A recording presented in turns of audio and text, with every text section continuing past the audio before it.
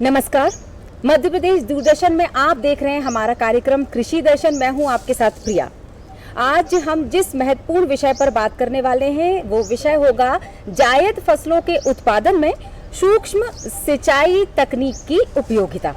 अब जायद फसलें कौन सी हैं? तो वे होती हैं जायद फसलें जो गर्मी के दिनों में उगाई जाती हैं, जिन्हें कम समय में ज्यादा पानी की जरूरत होती है, जैसे तरबूज, खरबूज, खीरा, ककड़ी, मूंग, उड़द इत्यादि इत्यादि। अब इन फसलों में जब पानी की ज़रूरत ज़्यादा होगी तो बेहतर सिंचाई तकनीक की आवश्यकता भी होगी। तो वो कौन सी सूक्ष्म सिंचाई तकनीक है, कितने प्रकार हैं और किस तरह से ये फायदेमंद होता है जायद फसलों में उसके उत्पादन को बढ़ाने में, ये सब जानने के लिए हमारे साथ स्टूडियो में मौजूद हैं हमारे विशेषज्ञ। चलिए स्वागत करते हैं सर का। डॉक्टर चंद्रकांत सक्सेना सर हमारे साथ हैं। नमस्कार। बहुत बहुत स्वागत करती हूँ। ये वरिष्ठ कृषि वैज्ञानिक है और आपको ये भी बताना चाहेंगे कि ये सिंचाई एवं जल निकासी अभियांत्रिकी विभाग से संबंध रखते हैं, जो कि भोपाल में ही है। तो बहुत बहुत स्वागत करती हूँ सर आपका। शुक्रिया, धन्यवाद। अब हमारे जो कृषक भाई होंगे अच्छी तरह से वाकिफ है जायद फसलें, क्योंकि मार्च से शुरुआत हो जाती है, गर्मी के दिनों में उगाई जाती हैं। तो उन फसलों के अलग अलग प्रकार के अनुसार सिंचाई की पद्धति अलग अलग होती है। जी हाँ, बिल्कुल सही कह रहे हैं आप, बिल्कुल होती है जी। तो मैं चाहूंगी कि थोड़ा सा हम विस्तार से इस बारे में बात करें कि वो कौन कौन सी फसलें होंगी, फसलों के प्रकार, और फिर उसी के अनुसार सूक्ष्म सिंचाई तकनीक जो काफ़ी सुनने में आ रही है। देखिए, दो प्रकार की हम सिंचाई विधियों की जो उन्नत तकनीकें हैं उनमें हम दो प्रकार की पद्धतियां हैं। एक है हमारी साधारण जो किसान भाई अपने उपयोग में लाते थे, जो हमारे या तो डैम से आती थी नहर के माध्यम से, या फिर हमारे ट्यूबवेल और या कुएं के आकार से जो पानी निकालते थे नालियों में बहा करके और खेतों तक ले जाते थे। उसके अलावा जो उन्नत तकनीक की बात करें तो पाइप इरिगेशन आया, और पाइप इरिगेशन के बाद में जो आया कि अब हम सूक्ष्म सिंचाई की बात करते हैं। मतलब हम जहाँ पर ज़रूरत है फसल को, जड़ के पास में जब हम पानी देंगे उसको उतनी मात्रा में जल देंगे जितना चाहिए, उसके हिसाब से जो तकनीकें विकसित हुई उनको हमने सूक्ष्म सिंचाई कह दिया। हाँ। और इनमें देखिए कि चूंकि इसमें थोड़ी सी सामान की ज़्यादा आवश्यकता है, उपकरणों की आवश्यकता होती है, तो इसलिए जो उसके उपकरण भी थोड़े बदले, उनकी विशेषताएं अलग अलग पाई गई, और उनका ये भी हुआ कि सारी जो अब फसलें हैं वो उस पर नहीं लगाई जा सकती, तो उसके लिए कुछ फसलें सिलेक्ट की गई। प्राचीन माने हमारे देश में तो देखेंगे कि आप 70 के दशक में इस पर अध्ययन शुरू हुए, और 90 आते आते हम जब पढ़ रहे थे उस समय भी हमने देखा कि मैंने खुद ने अपना रिसर्च उसी पर किया, और बाद में हमने देखा कि ये जो सूक्ष्म सिंचाई है ये बहुत उपयोगी है। इससे 50 से 60% तक पानी की बचत होती है, फसलों में उत्पादन बढ़ जाता है, डेढ़ा दोगुना भी कभी कभी फसल उत्पादन पाया जाता है, उर्वरक की जो आवश्यकता है वो कम हो जाती है। बहुत सारे विभिन्न प्रकार के लाभ हैं। जी जी। अच्छा, अब जब आप ये बता रहे थे तो दिमाग में ये सवाल भी आया कि हर फसल के लिए अलग अलग पानी की आवश्यकता होती है, तो थोड़ा सा हम फसलवार भी बता देते हैं कि अगर तरबूज, खरबूज, जैसा कि मैं शुरुआत में बोल रही थी, इत्यादि फसलों का आप भी नाम बता दीजिएगा। तो उन फसलों के अनुसार पानी की उपलब्धता और सिंचाई का कौन सा प्रबंधन किया जाना चाहिए। जैसे दो नाम तो मैंने ये सुन रखे हैं, एक टपक सिंचाई और दूसरा ड्रिप सिंचाई। जी जी, दोनों लगभग एक ही हैं, और जो कई लिटरेचर में हमारे जो किताबें हैं उसमें हम माइक्रो स्प्रिंकलर और स्प्रिंकलर को भी हम सूक्ष्म सिंचाई ही बोलते हैं, क्योंकि उसमें सूक्ष्म मात्रा में हम पोषक तत्व भी कभी कभी देते हैं और हम जल भी उपलब्ध कराते हैं, तो उसको भी कहते हैं। लेकिन देखिए, जो बड़ी क्रॉप हैं, जो मैंने जो बड़े खेतों में जो क्रॉप होती हैं जैसे अपने गेहूं, चना, इस तरह की जो चीज़ें हैं, ये माइक्रो इरिगेशन में या ड्रिप इरिगेशन में हम उनको इस्तेमाल नहीं करते।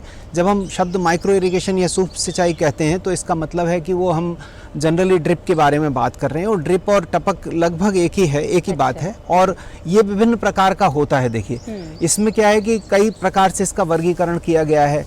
ऑनलाइन एमीटर आते हैं, इनलाइन एमीटर आते हैं, जिसमें वो आप अपनी दूरी के हिसाब से आप अपना एमीटर लगा सकते हैं, जिससे अल्टीमेटली पानी की बूंद बाहर निकलती है। और कुछ जो होते हैं माइक्रो स्प्रिंकलर होते हैं, बबलर इरिगेशन होता है, जिसमें और जो अपने बड़े लॉन होते हैं जो आपने देखे होंगे, बड़े बड़े ये जो अपने स्टेडियम वगैरह होते हैं उसमें जो लॉन होते हैं, उसमें क्या है, ज़मीन के अंदर से वो प्रेशर से पाइप औजार निकल के बाहर आकर के इक्विपमेंट अपना स्प्रे करता है, और जब वो बंद करते हैं तो अंदर चला जाता है। तो इस प्रकार की व्यवस्थाएं हैं। किसानों के लिए जहाँ तक बात करें हम, आपने जो विषय छेड़ा है कि जायद फसलों में, देखिए इस समय कद्दू वर्गीय फसलें जो हैं मुख्यतः वो उपयोग में आती हैं, और इसके अलावा कुछ पत्र फसलें हैं जो अपनी जैसे जिसकी उपयोगिता इस समय बढ़ जाती है, जैसे आपके पालक है। ठीक है। अब वो पालक एक कहेंगे वो तो सर्दी में आती है बाजार में, लेकिन आप देखेंगे कि आजकल तो सारी चीज़ें सभी समय आ रही हैं। तो जो पालक है उसको भी आप सूक्ष्म सिंचाई पद्धति से कर सकते हैं। अच्छा, ये पद्धति खाली खुले में नहीं करने की है, ये आप अपने कवर्ड कल्टीवेशन जिसको हम कहते हैं कि कवर्ड कल्टीवेशन का हिंदी बता पाएंगे आप? तो मतलब अच्छा, घर की छत, हाँ नहीं, घर की छत नहीं मैडम, वो जो अपना ढका हुआ परिवेश, बिल्कुल सही है ना, उसके हिसाब से उसमें आप कर सकते हैं। और ये जो ग्रीन हाउस कहते हैं ना जिनको अपन, है ना, उनमें हो जाती है। बस उनके जो इक्विपमेंट हैं वो बदल जाते हैं, थोड़ा सा उसमें ये हो जाता है। अच्छा, जहाँ तक बात है कद्दू वर्गीय फसलों की कि इनमें थोड़ा पानी कम ही लगता है, लेकिन जब अपन हम लोग जब उसमें जाते हैं ना, जो अपना साधारण पद्धति जो सरफेस इरिगेशन जिसको कहते हैं, नाली द्वारा, तो उसमें पानी की खपत बहुत अधिक होती है। लेकिन सूक्ष्म सिंचाई के द्वारा ड्रिप इरिगेशन में क्या होता है, कहीं पर लॉस नहीं होता पानी का। तो पाइप के माध्यम से जब वहाँ पहुँचता है और उसकी जड़ के पास ही गिरता है, तो जितना अपन ने पानी डाला उतना पूरा उपयोग हो जाता है। अब जब इरिगेशन शब्द आ रहा है तो एक और सवाल उठता है कि प्रेशराइज्ड इरिगेशन क्या है? हाँ, बिल्कुल अच्छा है, बिल्कुल अच्छी बात है। ये सारे जितने हमारे सूक्ष्म सिंचाई पद्धति है, ये सारे प्रेशराइज इरिगेशन के अंतर्गत आते हैं। प्रेशराइज इरिगेशन मतलब दबाव द्वारा भेजा गया पानी। अब वो दबाव द्वारा, देखिए जल तो अपने आप एक जगह से एक स्थान से दूसरे स्थान पर पहुंच जाता है, लेकिन होता क्या है कि इसमें जब आप पाइप लगा देते हैं तो वो फिर प्रेशराइज इरिगेशन बन जाता है, जिससे कि कुछ दबाव पंप के द्वारा दिया गया वो आपके नियत स्थान तक पहुंच करके आपका क्षेत्र में, माने प्रक्षेत्र में आपका विस्तार होता है पानी का। तो ये इसे प्रेशराइज इरिगेशन कहते हैं। और जो जितनी भी हमारी नई पद्धतियां हैं वो प्रायः इसी के ऊपर आधारित हैं। अच्छा, एक और चीज़ आती है सामने, जैसा कि मौसम, हर मौसम में आपने कहा कि फसल उगाई जाती है, हर तरह की फसल की बात की थी आपने। तो ऐसे ही जब भूमि जैसी होती है वैसी ही सिंचाई पद्धति भी होती होगी, तो भूमि के प्रकार के अनुसार भी सूक्ष्म सिंचाई तकनीक काम करती है, बेहतर काम करती है? बिल्कुल अच्छी बात है। देखिए मध्य प्रदेश में हमारे यहाँ मालवा क्षेत्र है, इसमें हमारी काली मिट्टियाँ जो हैं वो प्रीडोमिनेंट हैं, और जो अपना ईस्टर्न पार्ट है, माने पूर्वी प्रदेश है हमारा, बुंदेलखंड का रीजन है और अपना बघेलखंड का रीजन है, इसमें थोड़ी सी मिट्टियाँ थोड़ी इससे हल्की हैं। और हल्की मिट्टी और भारी मिट्टी से मेरा तात्पर्य है कि जो काली मिट्टी है वो भारी मिट्टी है, इसमें क्ले कंटेंट थोड़ा सा ज़्यादा होता है ना, और उसमें क्या होता है कि हमारा जो पानी अंदर जाता है ना, प्रवेश करता है, उसकी दर कम है। काली मिट्टी में धीरे धीरे जाता है, इसलिए आपको धीरे धीरे देना है। और जो हल्की मिट्टी है उसमें आपको गहराई तक चला जाता है और वो फिर उसका ह्रास हो जाता है, उसका उपयोग नहीं हो पाता। जड़ से नीचे चला गया यदि पानी तो उसका ह्रास हो गया। इसलिए उसको कहते हैं कि आप जो है उसमें तेजी से पानी दीजिए, और जब तक उसकी जड़ तक पानी पहुंचेगा उसके बाद उसको बंद कर दीजिए। 1 या 2 दिन के इंटरवल पे आप उसको ऑपरेट करते हैं और इक्विपमेंट बदल जाते हैं आपके, बिल्कुल है ना। और उसका जो ऑपरेशन का बिहेवियर है क्या बोलेंगे उसको, जो अपना कब चलाना है कब बंद करना है, कितने समय कितना प्रेशर देना है, वो सब डिज़ाइन इंजीनियर आपका तय करता है कि कैसा आपका सिस्टम लगेगा।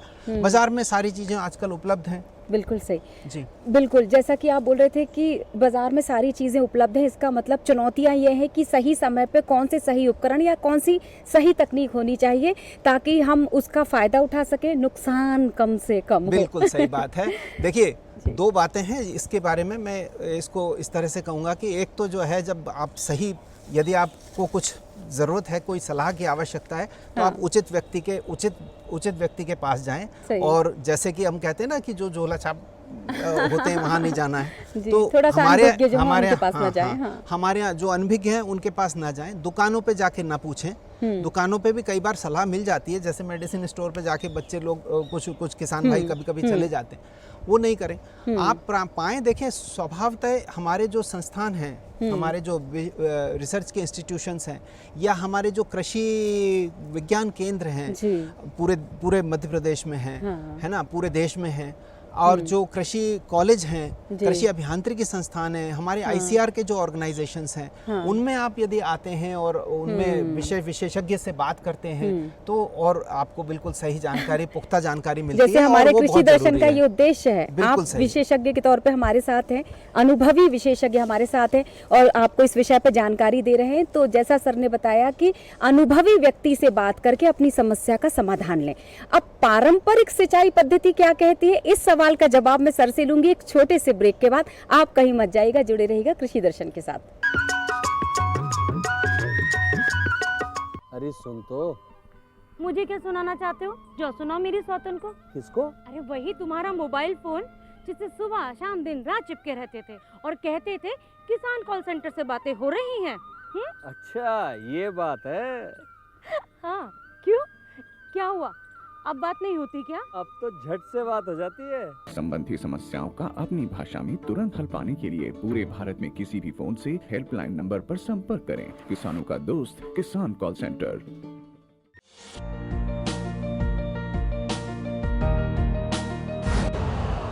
यूरिया का स्वदेशी उत्पादन 70 लाख टन बढ़ाने के लिए 6 उर्वरक संयंत्रों का उद्धार किया जा रहा है।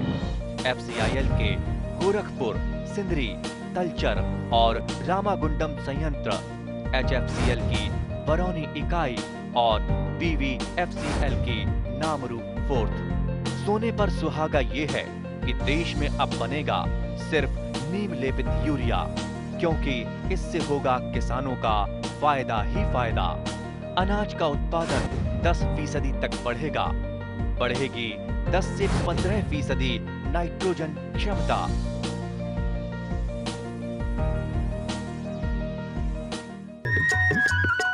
ब्रेक के बाद आपका एक बार फिर से स्वागत है। आप देख रहे हैं दूरदर्शन मध्य प्रदेश पर कार्यक्रम कृषि दर्शन। हम बात कर रहे हैं जायद फसलों के उत्पादन में सिंचाई, सूक्ष्म सिंचाई तकनीक की उपयोगिता क्या है। और मैंने ब्रेक पर जाने से पहले सवाल किया था, जो मैं आंसर लेने वाली हूँ, सर से उत्तर लूंगी इस जवाब का, कि पारंपरिक सिंचाई की पद्धति क्या है। डॉक्टर चंद्रकांत सक्सेना सर हमारे साथ जुड़े हुए वरिष्ठ वैज्ञानिक हैं, नवी बाग भोपाल से सर आए हैं। और मैं चाहूँगी कि सर इसका विस्तार से इसलिए जवाब दीजिएगा क्योंकि अभी थोड़ा सा आप कन्फ्यूजन हो गया। सिंचाई, सूक्ष्म सिंचाई हम तकनीक की बात कर रहे हैं और पारंपरिक सिंचाई जो पद्धति है, दोनों में अंतर और कौन सा बेहतर हो गया, क्या समय अनुसार तकनीक का इस्तेमाल किया जाना ज़्यादा अच्छी बुद्धिमत्ता दर्शाता है? बिल्कुल दर्शाता है। आपके प्रश्न में ही उसका जवाब सन्निहित मुझे लगा कि, लेकिन आपने कहा विस्तार से थोड़ा बात करनी है, इस पर चर्चा करनी है। तो देखिए, जो पारंपरिक पद्धतियां थीं वो वस्तुतः इनएफिशिएंट थीं, वो उतनी दक्ष नहीं थीं, और वो एक था कि फसल उत्पादन किया जा सकता है, लेकिन देखिए पुराने ज़माने की बात करें तो जो इरिगेशन दिया जाता था, मतलब वो आपको ग्रेविटी इरिगेशन हम उसको अंग्रेजी में बोलते हैं। एक जगह पानी छोड़ दिया, वो अपने आप खेत में पूरे फैलता है, इससे पानी का ह्रास होता है। देखिए खेत का जो मुहाना है, जहाँ से खेत शुरू हो रहा है नाली के बाद में, वहाँ से जब अपना पानी आता है और फसल अपनी आगे है, और वहाँ तक पहुँचते पहुँचते बहुत सारा पानी ज़मीन में चला जाता है, जो क्रॉप के काम नहीं आता, खेती में काम नहीं आता। तो उसकी उपयोगिता, हमारे पास पानी बहुत कम है, आप देखेंगे कि पूरे देश में पानी का हाहाकार एक तरह से समझ लीजिए, ऊपर से आपका क्लाइमेट चेंज एक जो जिसको क्या कहते बिल्कुल सही, हैं एक बड़ा कारण बनता है। बड़ा कारण है। एक आजकल एक वो आ ही गया है कि हर जगह हमको उसके विस्तार दिख रहे हैं।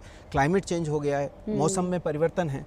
तो ये जो मौसम में परिवर्तन है, इसको एड्रेस करने के लिए हमारा सूक्ष्म सिंचाई बिल्कुल उपयुक्त है।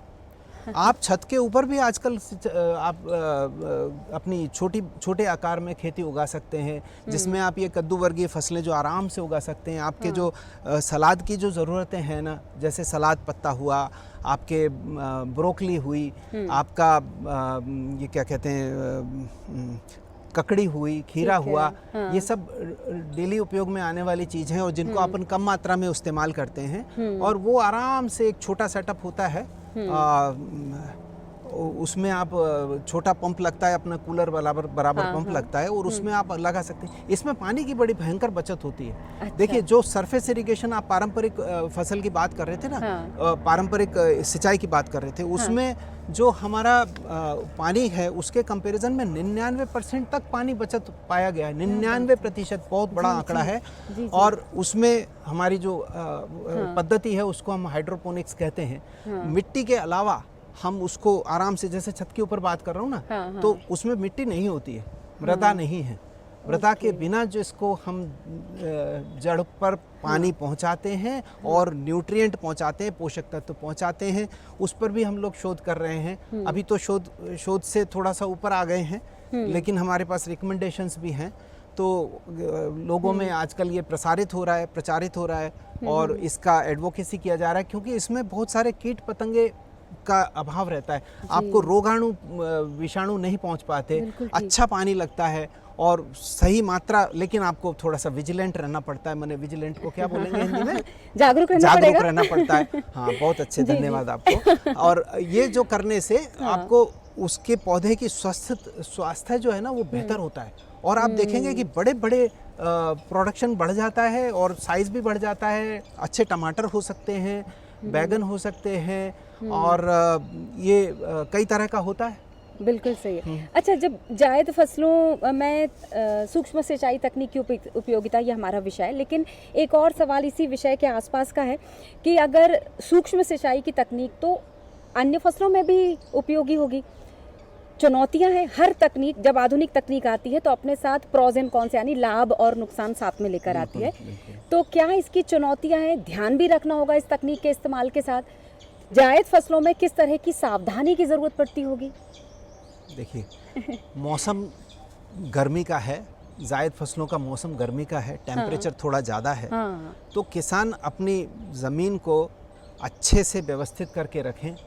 पौधों, ज़मीन के अंदर, माने मिट्टी के अंदर, भूमि के अंदर कीट पतंगे जो अंदर निवास करते हैं उनकी मात्रा भी वो किसान के फ्रेंडली रहें, वो वाले रहें। बाकी जो दूसरे हैं वो आ गए हैं वो ना रहें। और समय समय पर एक निश्चित अंतराल पे, जब तक पानी सूख ना जाए, तुरंत पानी की आवश्यकता है। यदि आपने 1-2 दिन का गैप दिया, सूक्ष्म पद्धति में क्या है कि आपको फ्रीक्वेंट इरिगेशन हम कहते हैं, बार बार आपको सतत आपको अपनी जड़ को गीला रखना है, क्योंकि आपने किया ही थोड़ा सा गीला है, ज़्यादा किया नहीं। एक तो बहुत बड़ी चुनौती है लोग किसान। अच्छा, दूसरा क्या है, जब हम देखते हैं कि जब आप खेत में सिंचाई करते हैं सूक्ष्म पद्धति से, तो थोड़ा सा ही एरिया गीला होता है।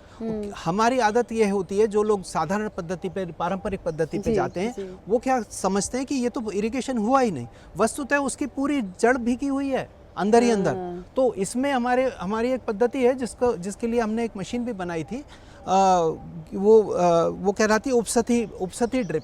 जमीन के नीचे थोड़ा सा हम कुछ सेंटीमीटर नीचे, जैसे जनरली हम 15 सेंटीमीटर 20 सेंटीमीटर ज़मीन के अंदर एक पाइप बिछाते हैं जिसमें मीटर लगे होते हैं और वो वहाँ पर पानी देते हैं। तो सरफेस तो सूखी रहती है, उसमें एकदम सूखी रहती है, और उसमें सूखा रहने के कारण जो है वो किसान को लगता है कि पानी नहीं दिया। लेकिन कहीं पर एक जगह जहाँ पर वहाँ क्रॉप नहीं है, जैसे ही वो सरफेस तक आया तो किसान उसका ऑपरेशन बंद करता है। उसके लिए जो निश्चित आपके तरीके हैं वो उसको इस्तेमाल करने पड़ते हैं। कुछ एक्सपीरियंस के साथ गेन हो जाता है। तो चुनौतियां तो हैं। देखिए, कई बार मार्केटिंग एक चुनौती है अभी, लेकिन देश में हमारे बहुत सारी जो कंपनियां आने के बाद में प्रोडक्शन बढ़ गया, प्लास्टिक का प्रोडक्शन बढ़ गया, और उससे बहुत अच्छी क्वालिटी की, अच्छी गुणवत्ता के जो है ना उपकरण मौजूद हैं, और सर्विस भी उपलब्ध है।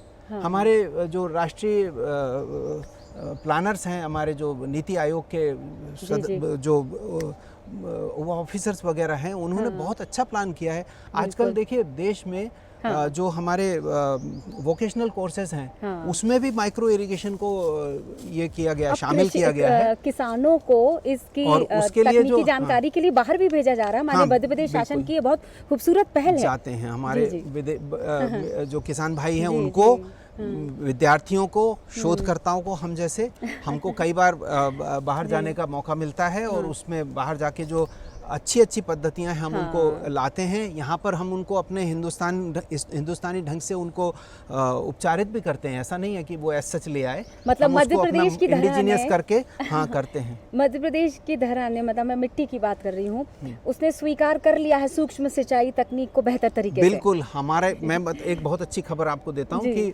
हमारे देश में, पूरे देश में जहाँ पर पानी की बहुत कमी थी, वहाँ पर तो देखिए माइक्रो इरिगेशन का एरिया बढ़ा और अधिक था। लेकिन मध्य प्रदेश में जहाँ पर एवरेज थी कंडीशन, वो हमारा देश में 5वां या 6ठा स्थान ऐसा रहता है। और बड़े बड़े प्रोजेक्ट आ रहे हैं। दुनिया, माने हिंदुस्तान का सबसे बड़ा प्रोजेक्ट कुंडलिया, हमारा एक राजगढ़ के पास में एक जगह है, वहाँ पर एक माइक्रो इरिगेशन सिस्टम आ रहा है जो मैं कहता हूँ देश का सबसे बड़ा होगा। जी, क्या बात है। ये एक अच्छी ये सब आप वैज्ञानिकों की मेहनत का ही परिणाम है। हमारे किसान भाइयों को लगातार आप अवगत करवाते रहते हैं नई नई तकनीक से। तो कृषि से संबंधित तमाम जानकारी के लिए चलिए देखते हैं खबरें खेती की। नमस्कार किसान भाइयों, खबरें खेती की में आपका स्वागत है। चलिए सबसे पहले एक नजर कृषि से जुड़े आज के प्रमुख समाचारों पर। किसानों की आय बढ़ाने पर केंद्र सरकार का जोर, 200 करोड़ रुपए से बनेगा बनाना क्लस्टर, बारिश ओलावृष्टि से फसल नुकसान की समीक्षा, हर विधानसभा क्षेत्र में होंगे कृषि सम्मेलन और पशुपालन विभाग अब गौपालन एवं पशुपालन होगा। और चलिए अब देखते हैं समाचारों को विस्तार से। केंद्र सरकार किसानों की आय बढ़ाने और उन्हें जोखिम से सुरक्षित रखने के लिए लगातार बड़े कदम उठा रही है। लोकसभा में केंद्रीय कृषि मंत्री शिवराज सिंह चौहान ने बताया कि सरकार फसल विविधीकरण, एमएसपी पर रिकॉर्ड खरीद, फसल बीमा में सुधार और डिजिटल निगरानी जैसे उपायों के जरिए किसानों को आर्थिक रूप से मजबूत बनाने पर काम कर रही है। श्री चौहान ने कहा कि सरकार तंबाकू जैसी हानिकारक फसलों के स्थान पर किसानों को वैकल्पिक नकदी फसलें अपनाने के लिए प्रोत्साहित कर रही है। इनमें मक्का, मिर्च, शकरकंद, कपास, आलू, चिया, सोयाबीन, ज्वार, मूंगफली और गन्ना जैसी फसलें शामिल हैं। इससे किसानों की आमदनी सुरक्षित और स्थिर रखने का प्रयास किया जा रहा है। केंद्रीय कृषि मंत्री शिवराज सिंह चौहान ने जलगांव में केला उगाने वाले किसानों से मुलाकात की और उनसे बातचीत की। इस बीच उन्होंने जिले में बनाना क्लस्टर बनाने का जिक्र किया। उन्होंने कहा कि सरकार किसानों की आय बढ़ाने और खेती से जुड़ी सुविधाओं को बेहतर बनाने के लिए पूरी तरह काम कर रही है।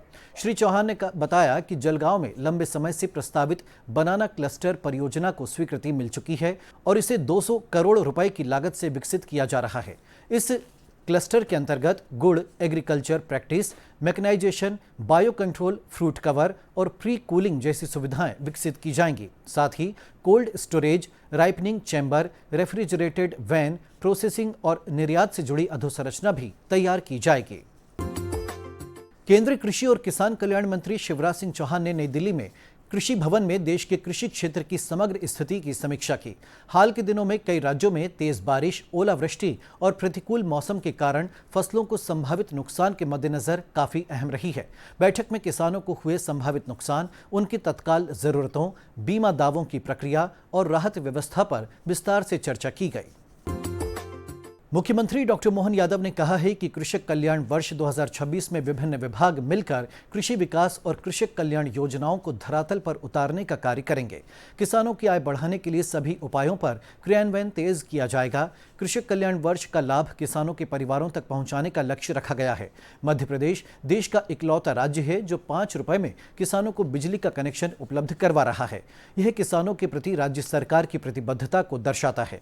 डॉक्टर यादव कुशाभाऊ ठाकरे अंतर्राष्ट्रीय सभागार में कृषक कल्याण वर्ष में सक्रिय सहभागिता जुटाने के उद्देश्य से आयोजित किए गए कृषि अभिमुखीकरण कार्यशाला को संबोधित कर रहे थे।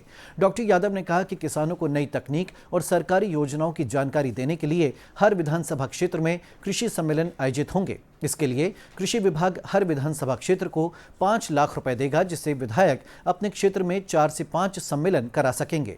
छोटे और लघु किसानों के लिए अब विधानसभा क्षेत्रों में कृषि यंत्रों की दुकानें खोली जाएंगी।